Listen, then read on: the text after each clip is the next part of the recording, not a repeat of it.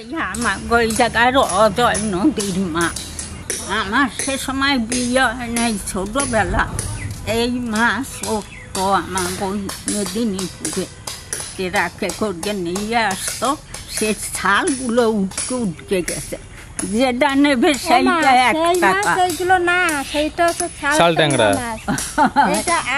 যেটা নেবে সেইটা 1 টাকা।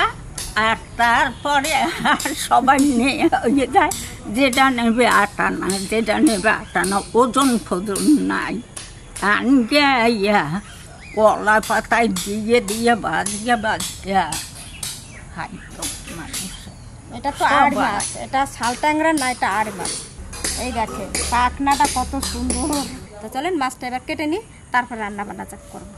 বন্ধুরা, আমাগো মাটি সবুজ, আমাগো গাছপালার পাতা ফোতা সব সবুজ।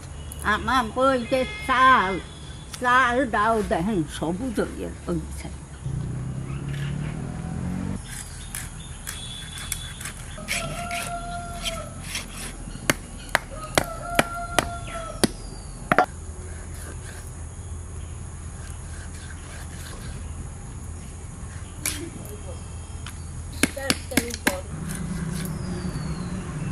এরকম করে পিস করবো।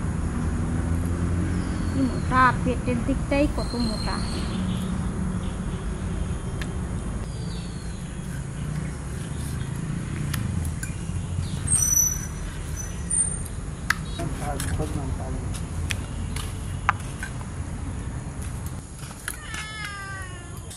বড় বড় পিস করেছি, মোটা মোটা। পেটের মাছটাই দেখেন কত মোটা। উনানটা ধরাই নিয়ে মাছটা আগে ভাজা চাপাবো।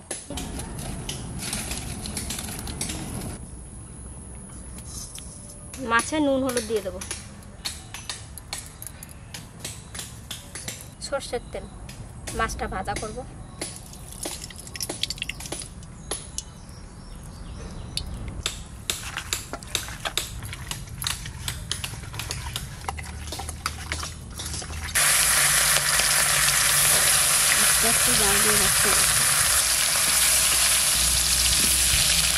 আমি অল্প একটু পেঁয়াজ রসুন আদা ছাড়াই দিই।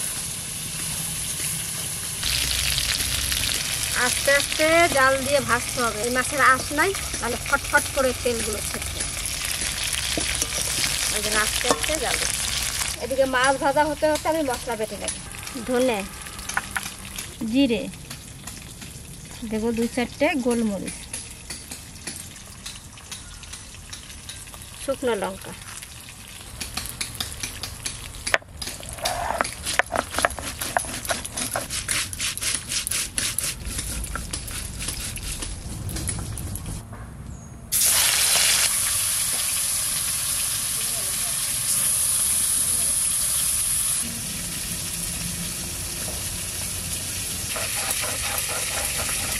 চলেন বন্ধুরা, বাগানে 4-5টা লঙ্কা আনবো, বেশি না।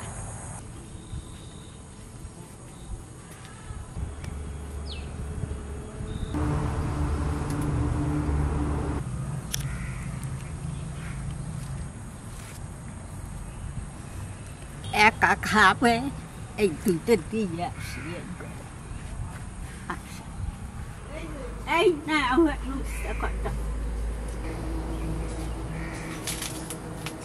দেখেন গাছটায় শুধু পেঁপে, দেখেন যে কি সুন্দর ওই পেঁপে। এটা দিয়েছি, এই না।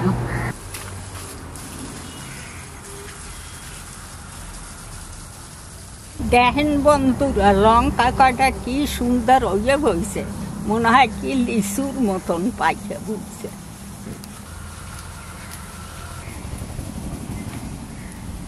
চলেন বন্ধুরা,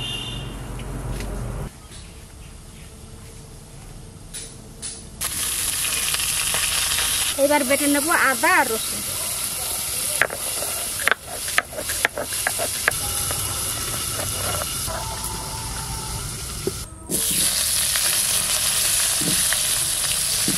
লবণ,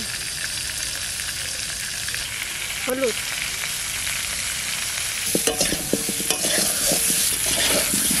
কষানো হয়ে গেছে, আলুটা তুলে দেবো।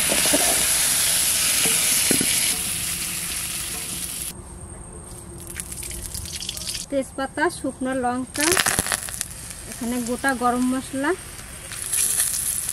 জিরে,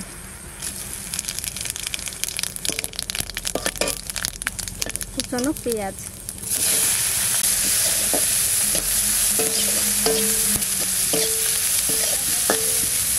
পেঁয়াজটা ভাজা ভাজা হয়ে গেছে। এবার আদা আর রসুন,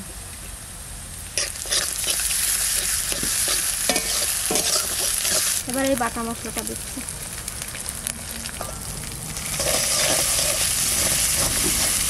সামান্য একটু কাশ্মীরি লঙ্কার গুঁড়ো, একটু জল দেবো। এবার মশলাটা ভালো করে কষে নেব। মশলা কষানো হয়ে গেছে, এবারে যে ভাজা আলু দিয়ে দেবো।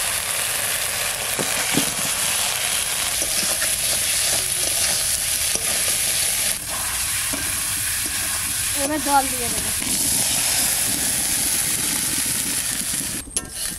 এবার জোরে জোরে জাল দিয়ে আলুগুলো সিদ্ধ করে নেব ভালো করে।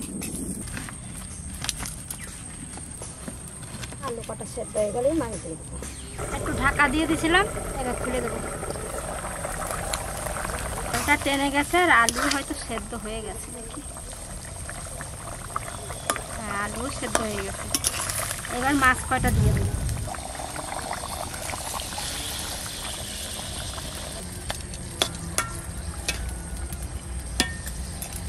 এবার দেবো কটা কাঁচা লঙ্কা, এই গাছের পাকা লঙ্কা। একটু ঢাকা দিয়ে দেবো।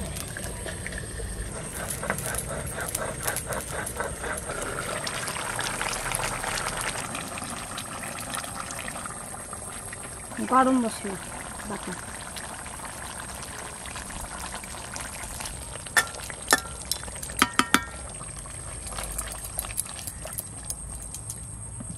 আমাদের আর মাছের তরকারি হয়ে গেছে। এবার নামাই নেব।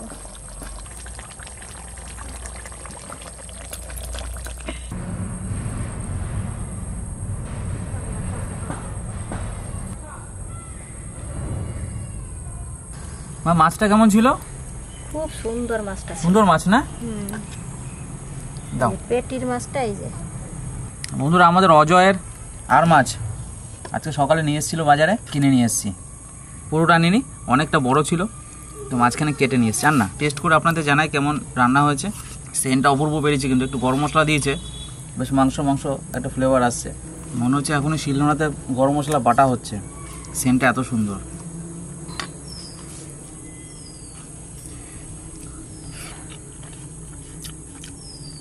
অপূর্ব, ঝোলটা অপূর্ব হয়েছে। মাছটা খেয়ে দেখি। জল দেবো নাকি একটু?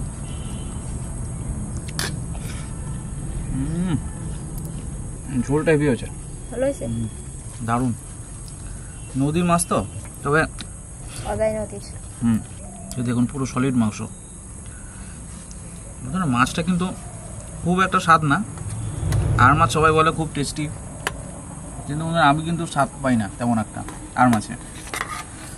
যদিও এটা 2.5-3 কেজি ওজনে, হয়তো এর থেকে বড় আর মাছের স্বাদ হয়তো বেটার হতে পারে, কিন্তু আমার কিন্তু বন্ধুরা অতটা আমি আর মাছের টেস্ট অতটা বুঝতে পারি না। আর মাছ, বোয়াল মাছ প্রায় একরকম।